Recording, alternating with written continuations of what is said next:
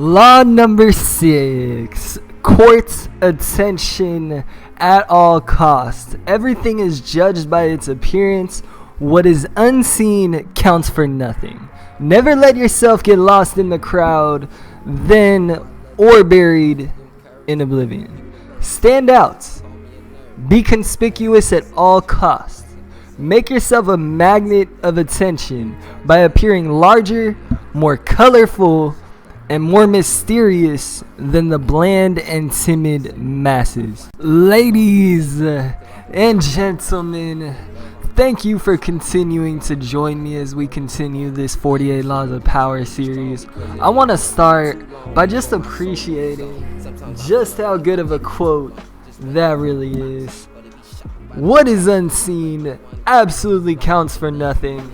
Just like this video. So if my videos are unseen, they count for nothing. So you know what that means. You gotta do me a favor and go see them real quick, because I am producing bangers for you guys.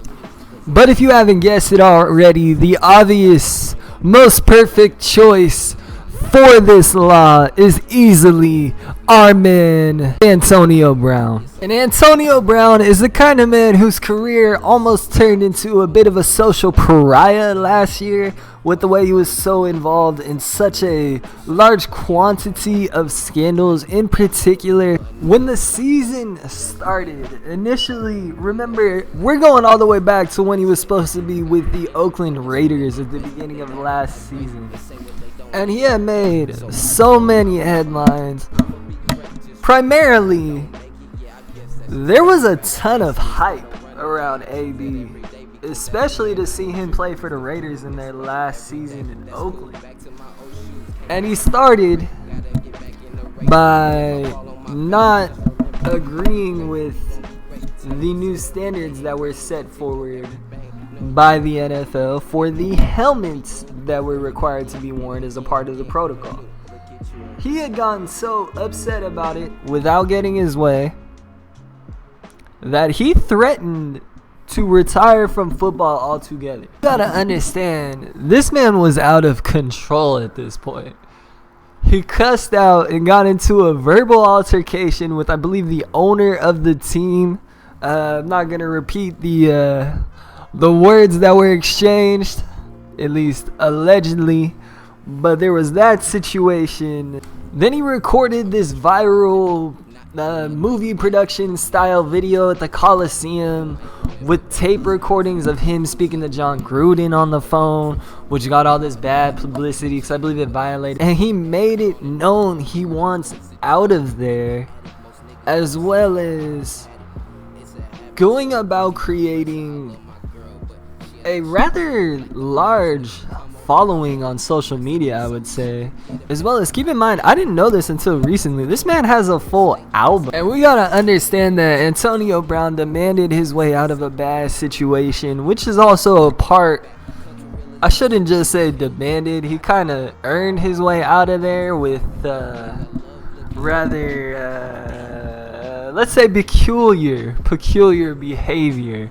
But that being said, he ended up getting released from the Raiders, and there was plenty of people on the TV and the media ready to drag him for running outside shirtless, all excited in his backyard, and being so ecstatic for getting released from the Raiders. But honestly, can you really blame him? He knew they weren't going anywhere that year. He knew they weren't going to make the playoffs.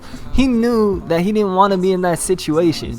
And so, on top of that, what ends up happening next? He gets released, and somebody has to be brave enough to take a chance on this man. And for all people of all teams to do it, it ends up being the New England Patriots. Ladies and gentlemen, we are talking about one of the best wide receivers in the league. A man who came out of college disrespected for being to a small school and not expected to become much. Took all that slander, internalized it, and did nothing but work out and try to perfect his craft for years until he became the best wide receiver in the game. And now you talk about matching him up with the GOAT, Tom Brady.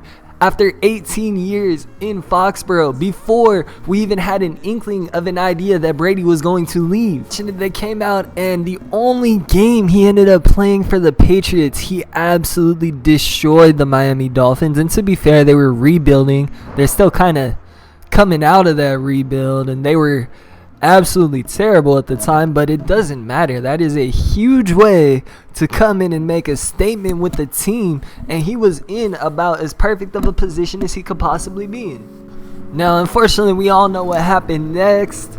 News broke out. He was, not to say exposed, but it was made aware to the NFL of some text messages he had made with his legal team, which certainly came across as harassing and honestly intimidating. Like, even I felt a little uncomfortable looking at that text message thread. But let's get off of that and get back on topic for a second. Antonio Brown is a person who, even though he did not play football almost at all last year, if you want to discount that one game he played, still find a way to keep himself in the news, in the media, in the headlines, in the limelight. And in all honesty, ladies and gentlemen, it normally was negative.